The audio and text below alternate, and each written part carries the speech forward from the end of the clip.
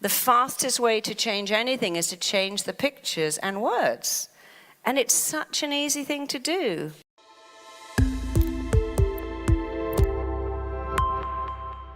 Your mind does what it thinks you want it to do. This is probably one of the most powerful rules of the mind. Here's your mind's job. It's got a very clear job. I'm your mind, and I'm going to do what I think you want. And when you say, oh, this commute is killing me, my boss makes me want to die, my kids are making me go up the wall, I am stressed out of my mind by the freeway, your mind goes, oh, you keep telling me that something is killing you. It appears to be your job or your commute. Why don't I just give you a lovely ulcer, and then you can stay home and avoid that place that's killing you? That's its job.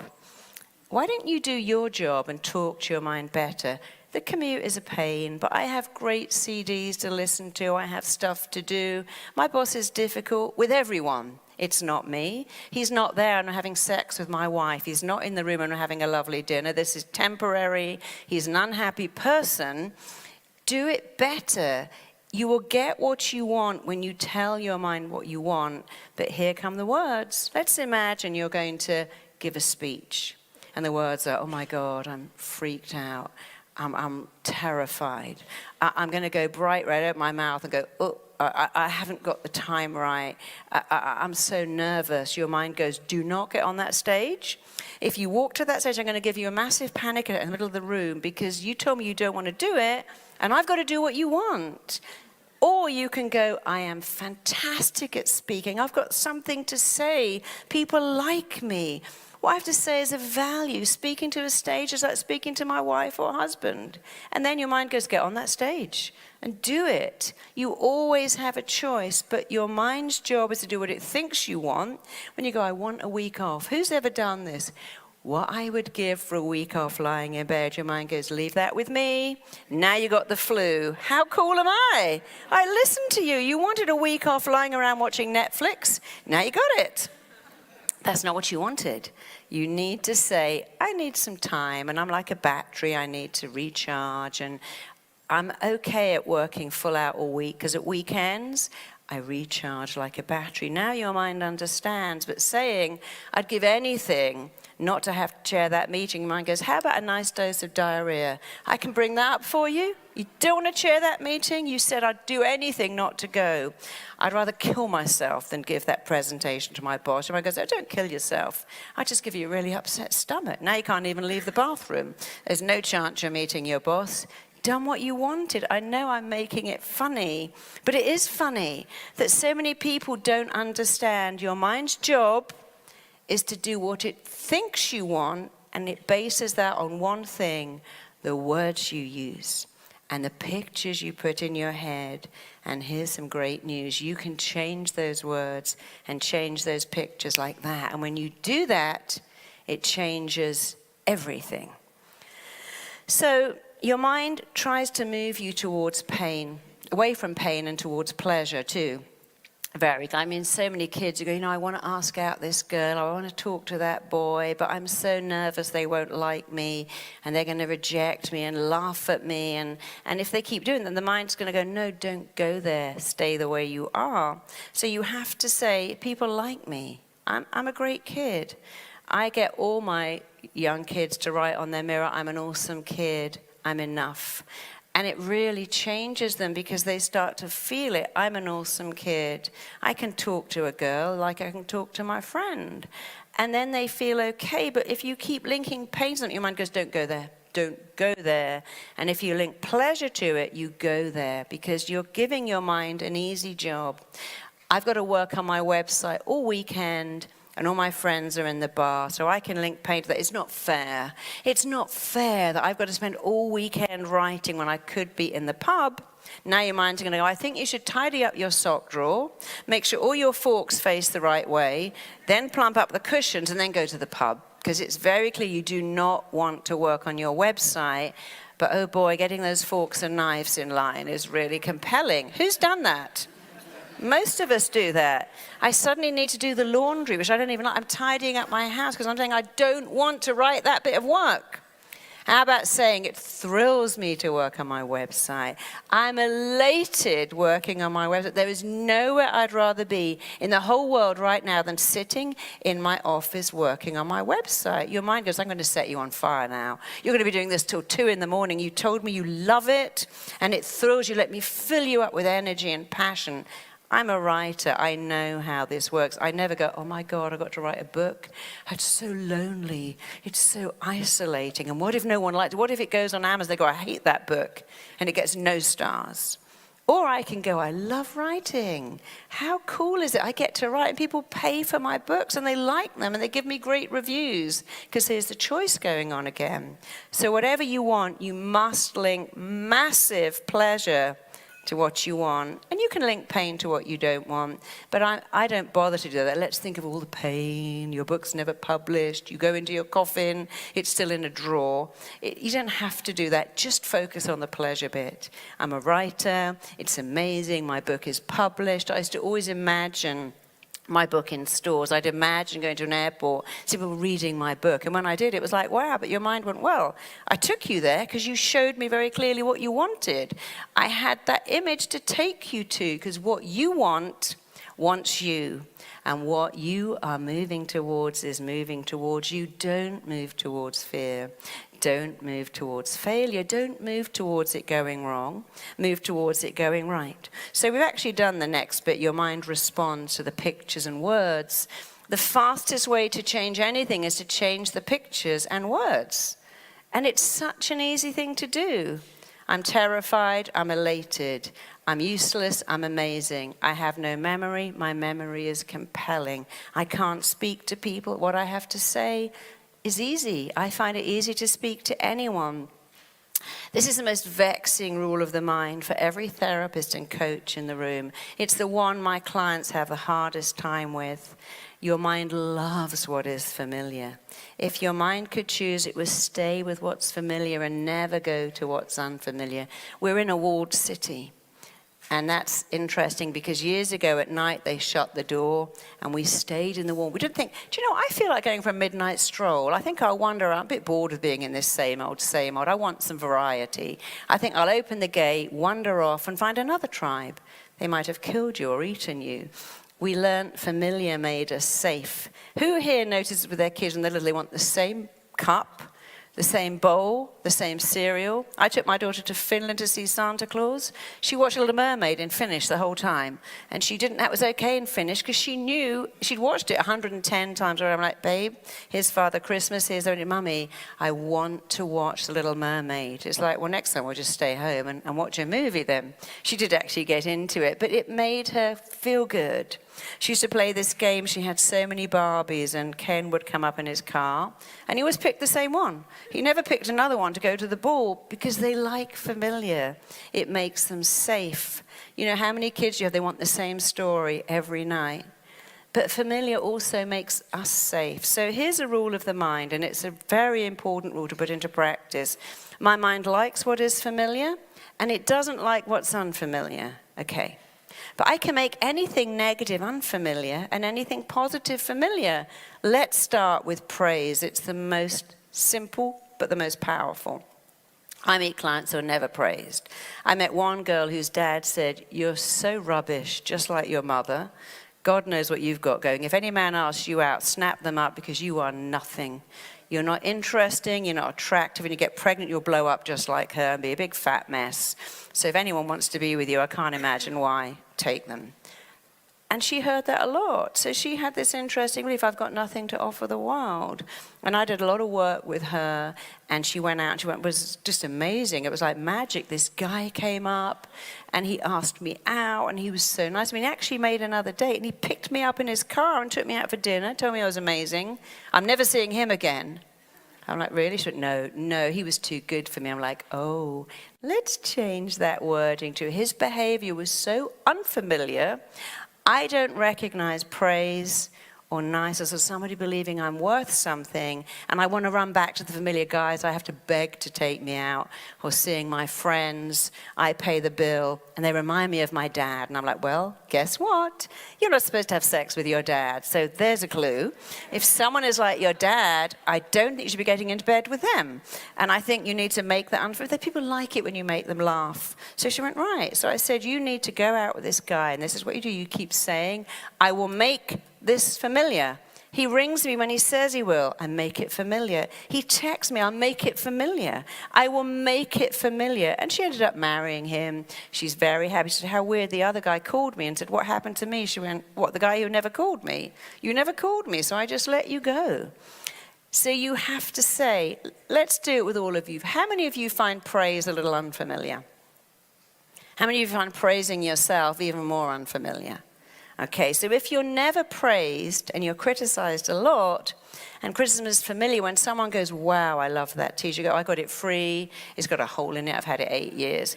I loved your speech, didn't you notice I missed out the best bit? No, I thought it was amazing.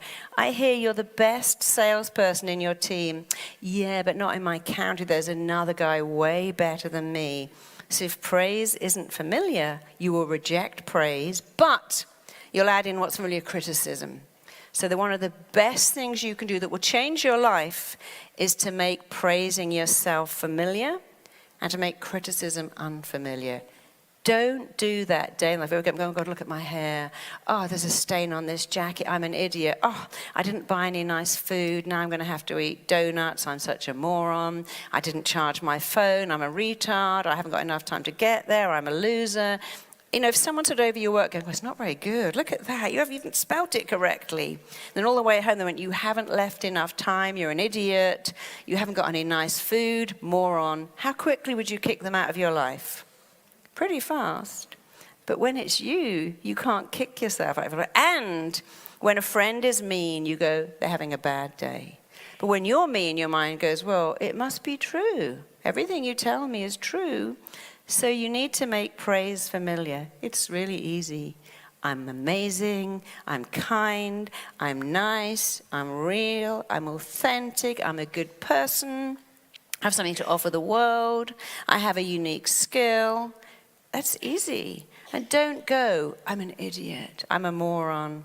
I was telling my little girl off one day, she got very good, she said, Mummy, you are a silly Billy. And I thought, well, that's a great word. So next time I'm about to say you idiot, I go, you silly Billy. Because it's just a word. If I said to my husband, oh, you silly boy, he doesn't go, how could you offend me like that? Because it's a word. It's how I say it. You're so naughty. He doesn't go, I know, I need some therapy, I'm so bad. I go, oh, you're so bad. So you can make words. So I want you to think of the worst word you have for yourself. It's always the same, stupid bitch, airhead, idiot, loser. And I want you to change it to silly Billy.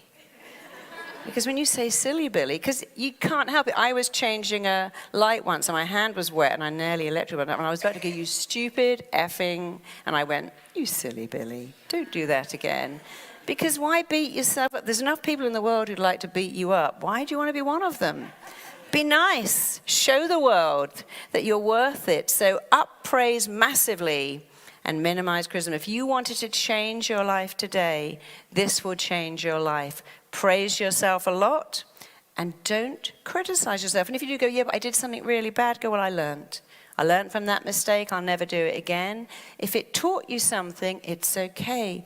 Don't beat yourself up. You're allowed to make a mistake. You are not allowed to beat yourself up, berate yourself, and call yourself names and punish your body for doing what everyone does. They make mistakes. So to make a mistake is human. And to forgive yourself feels really divine. And to call yourself a silly Billy feels even more divine. So that's something I recommend you all do. Whatever you focus on, you get more of. How many of you sat having an injection going, oh my God, that needle's going in and it really hurts? You notice that babies don't do that because they don't know.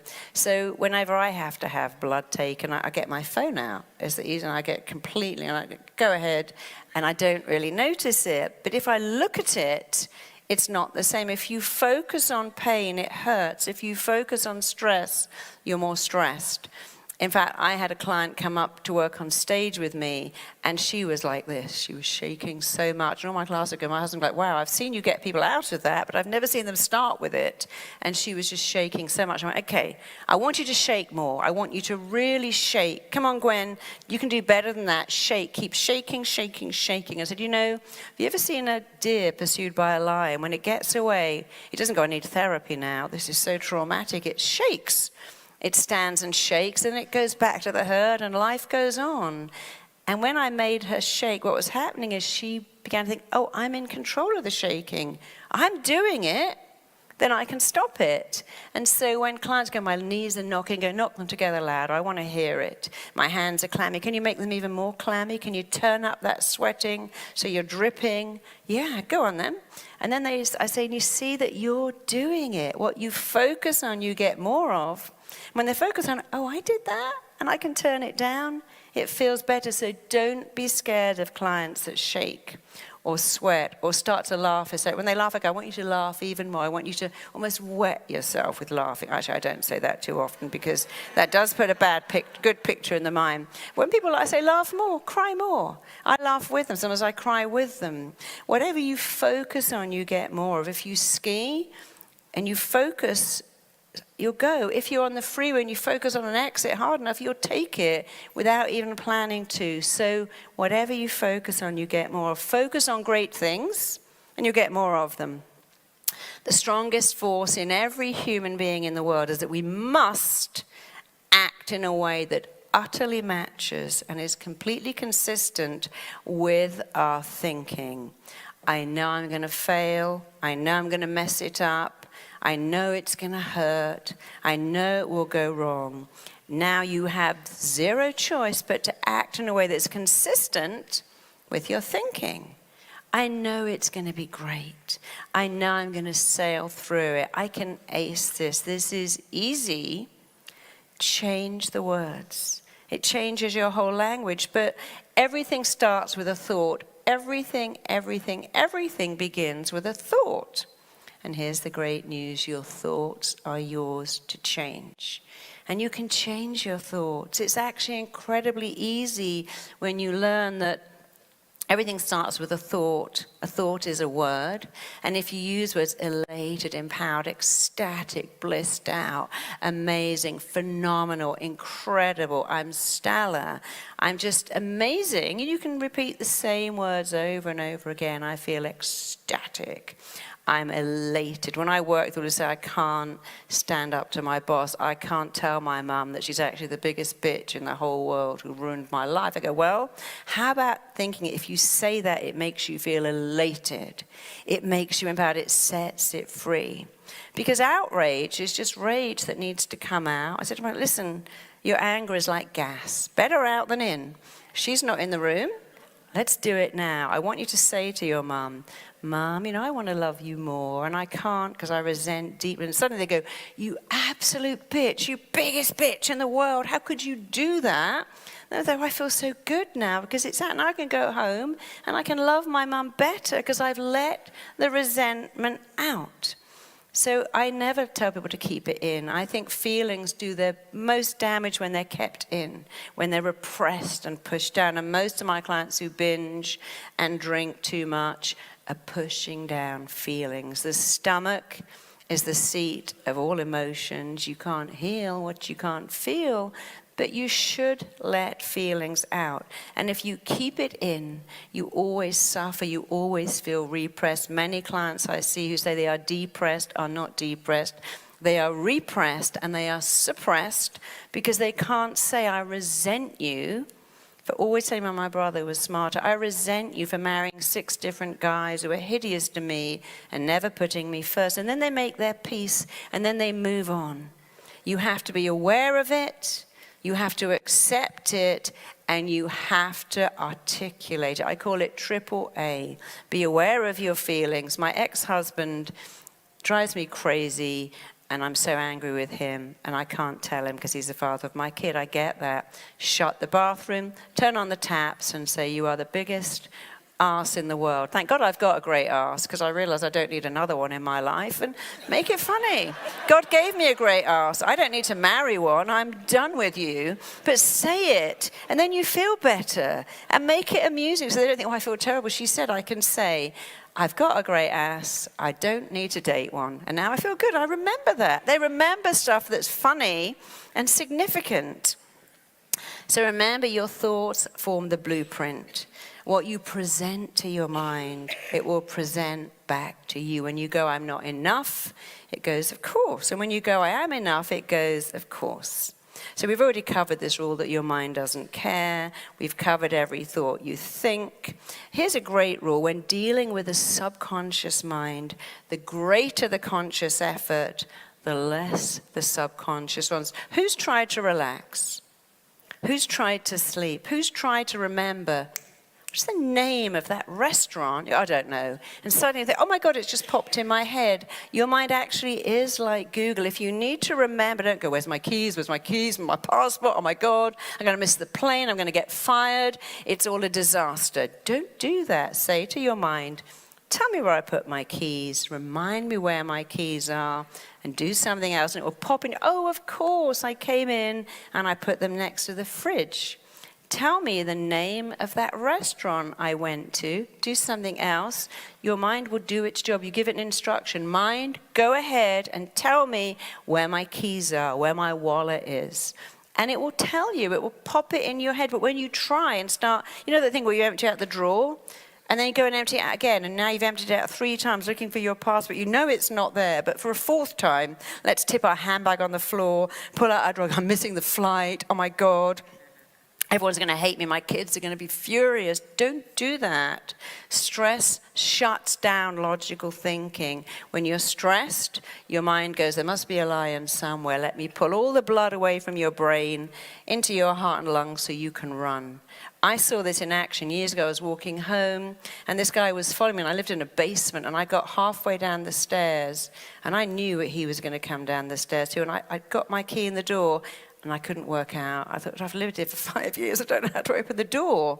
So I was so scared. But I had the foresight to pull the key out, and I had to stand back in the shadows, flatten myself against the wall. And he came halfway down. He couldn't see me, and he left. But I wasn't going to keep trying to open that door, because when you're scared, your mind just disappears. You can't even remember your own phone number. So you have to fill up your mouth with saliva and pump it around. Push your shoulders down, and then you're not stressed. But it's very important when you want to remember something, don't try. Ask your mind to remind you. And if you're in an exam and you think, oh my God, my mind's gone blank, fill up your mouth with saliva, swirl it around, push your shoulders down, and your mind goes, a wet mouth is a sign of someone who's relaxed. That's why we kiss, by the way, before we have sex. A wet mouth makes you relaxed. And so don't do that. I can't remember. I don't know where I'm going. I'm lost on the freeway. Oh my God, which road shall I take? I'm just panicking. Fill up your mouth with saliva and say, subconscious mind, remind me. I looked at the map. Which road is it? It will tell you, because it's foolproof, but you've got to do it too. Your mind works for you. You don't put it to work. I mean, if you had a PA and went, okay, I'm going out now, just do the job. Or, hey, I'm going to Tallinn, could you decorate my house? Do you think you're going to come back? And they've done it right? No, you've got to go, this is exactly what I want. The more specific you are with your decorator, PA, or hairdresser, the more you get what you want. You don't go to a restaurant and go, oh, get me something to eat. I didn't want that. Well, you said anything will do. You got to talk to your mind that way too. So I think we pretty much got that. The mind can't hold conflicting beliefs. So let's go on to hypnotic language patterns. We have just enough time. Children can only work in the present tense. They don't understand tomorrow. My little girl said, Mummy, is it tomorrow today? She didn't know what yesterday, today, and tomorrow was. She goes, is it tomorrow now? Is it tonight, today? Because they don't understand. They only understand now. That's why with a baby, when you leave the room, they think you're never coming back. And so children aren't really great at future pacing. Children can only respond to words that make pictures. The more vivid the picture, the more powerful they respond. So don't say you're a good kid. Say you are an amazing kid. What I love about you is you've got a natural gift for science. Or what I love about you is you're so good at cooking. What I love about you is how much you love learning. It doesn't matter if you don't get great grades. You love learning. The more you can make the picture good. See, I have so many kids who are twins ago. I was called twins. Twins, lunch is ready. Twins. Get in the car, and they had no identity. Don't do that. Don't dress your kids the same. Don't say, I love you because you're smart. Because when you label a child, you limit them. Even a good label. I love you because you're beautiful. Kids say, and if I wasn't, you wouldn't. Don't do that. I love you because you're lovable. And when you grow up, people are going to love you. One of my clients said, I can't find love. My dad used to say to me every day, no one's ever going to love you like I do. Well, there's a program. You say to your kids, you're so lovable. You're going to find so many people who love you like I love you. So a child's mind doesn't recognize neutral words. How many people say to a baby, don't touch? And then they touch. Because don't is a new touch. They know what touch is. Don't touch, don't touch. Keep touching it, stop touching it. They can only hear the words touching it. So you can say that's very fragile and it's very important to mummy. As I say to my little girl, when you're walking across the house with a drink, don't spill it. Oh look, you've spilt it now. I knew it. You always spill it. I go, darling, you got to look at the cup and not the television. And if you look at the cup while you walk, you'll keep it up, right? And then everything will stay in the cup. They understand stuff that makes a picture. Don't spill your juice. I guarantee they're going to spill it. Every day you go, you just can't stop spilling it. You're just a messy kid. And 4 days later they go, I'm so messy, I'm always spilling stuff. What's wrong with me? You are conditioned. That's what's wrong with you, but you can be unconditioned like that. So a child mind responds better to specific words and instructions, so they don't understand later. They do respond to positive words. You must, with children, eliminate every negative word. You're bad, you're naughty. Good kids do bad things. Smart people do silly things. Say to a child, you're a great kid. Why did you do that? That's not you. You're a good kid. And they go, well, you said you liked her more than me. No, I didn't. Well, I heard that. And so if you start with, you can't do it all the time. Our kids push our buttons. I used to say to my daughter, you know, you're my teacher, darling. You're teaching me how to cope with someone who gets paint all over the carpet. My daughter's an artist. I'm tidy. She's messy. I wasn't designed to give birth to myself. How boring would that have been? She's nothing like me. I'm nothing like her. We learn from each other. It didn't make our life perfect, but it made it easier. So children also respond to you are, you can, you always, you do. You all know the story about the class that were given to a teacher, and the teacher told these kids are geniuses. We predicted the best. And you are the genius teacher. We've done these secret tests. Genius kids, genius teacher. We know you'll get genius results, which of course they did. And then they went, well, we picked you at random, and we picked the kids at random. But if you believe something, it becomes true. So let's go on to the very last one. Children can't future pace. So when they're feeling sadness, it feels like it's going to be for the rest of their life. And they do this thing called tagging. I can't make my mummy happy, and it's always going to be this way. I don't have a dad. I don't have anyone to love me. It will never, ever change. We don't have enough money. It's going to be like this for the rest of my life. And so when you're working with children, I say to them something which I love. I say, look, darling, this is your life today. It's not your life. I know your dad's an alcoholic. I know your dad's in jail. I know your mum's working all the time and you live with babysitters. And I know that is your life today, but it's not your life. One day you'll have a totally different life. They're not good at future pacing, but that one expression, it's your life today. You have no friends. I mean, I worked with a little girl who had no friends and was so bullied, and now this girl has got so many friends, because I always say, remember, it's just your life today, and probably tomorrow and next week. And I taught her not to want friends, because when you have a little thing on your head that says, please like me, kids don't like that. They like, I like me. If you want to like me too, good. If you don't, you're lost. And I taught her to do that, to change her energy. She was inundated with friends. But they really respond to that word. And because children can't future pace, that's like when you're below 2 and the mother goes out, kids think she's not coming out. When you say, oh, my child's so greedy, I want it to wait to eat, they feel that they're never going to get fed again because they cannot future pace. And so when you're a therapist or a coach, when people say, you know, I wolf down donuts, I mainline jelly beans, what's wrong with me? Somewhere, somehow, their parents have made them wait and wait, or remove food as a punishment. You don't have that because you're bad, or we can't afford that. And because the child's mind thinks it's forever, they act as if it's forever, even 40 years later.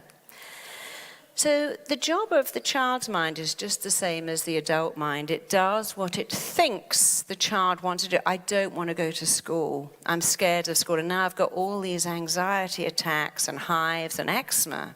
I worked with a little kid who had eczema, and I said, darling, I know this is a crazy question, but if the eczema had a job, what would it be? And he said, well, when I stand like that and Mummy puts the wet bandage on my eczema, he called it his sensible skin, couldn't say sensitive. He said, when she puts the bandage on my sensible skin, she shouldn't put any cream on that baby. And there it was. He told his mind as the mother did, I want that. I want massage. I worked with another kid who had migraines at 6, very unusual. As if the migraine was your friend. I know that's crazy, isn't it? But if you wanted to help, you went, well, when I get migraines, Mummy and Daddy stop shouting, they turn off the light, and we sit in the dark until it goes away. So he'd obviously said to his mind, I wish I could stop my parents fighting. And the mind goes, let me come up with a solution. It may be crazy, it may be harmful, but the mind doesn't do, just let me have a solution. It doesn't think, is it good, bad, helpful, unhelpful, beneficial? It's just a solution. So children tag onto these painful issues of painful experiences, and you can change it by getting rid of the tagging. It'll always be this way. It will never change. It'll be like this for the rest of my life. You can help them incredibly. And I'm talking about adults coming to my office and go, look, I know I'm a millionaire, but I can't spend money. I'm so worried it's going to run out. Because when they were a kid, they couldn't spend money. They didn't have it. So people hold on to this stuff. So I think we're just about out of time, but since we're talking about, I'm going to tell you a very funny thing that happened to me. So I work with a lot of children, and there's nothing better. One little kid said to me, Marisa, you are the magic person, and you stopped me wetting the bed because you did magic. But all I did was tell her that when her tummy was full of wee-wee, can't say bladder, that this magic Barbie light went up to her brain, and she woke up, and she sat up, and she ran to the bathroom, and then the next day she called her grandmother and said, Grandmother, I'm dry. And then she went to sleepovers. I excited her imagination. I did it several times. In 20 minutes, that kid never wet the bed again, and she said, you did magic with me. Then I worked with another kid who said, Marisa, you're so cool, you do magic. And then I worked with a big hulking kid, and he went, you're the bollocks. And I thought, isn't that interesting that the words for a man's genitals are a massive compliment for a woman? It's a massive insult. So there's your language patterns. Being the bollocks is a huge compliment. And being the female equivalent is a huge insult. So you have to make of words what you want to make of words. But if you use powerful words, you'll have a powerful life.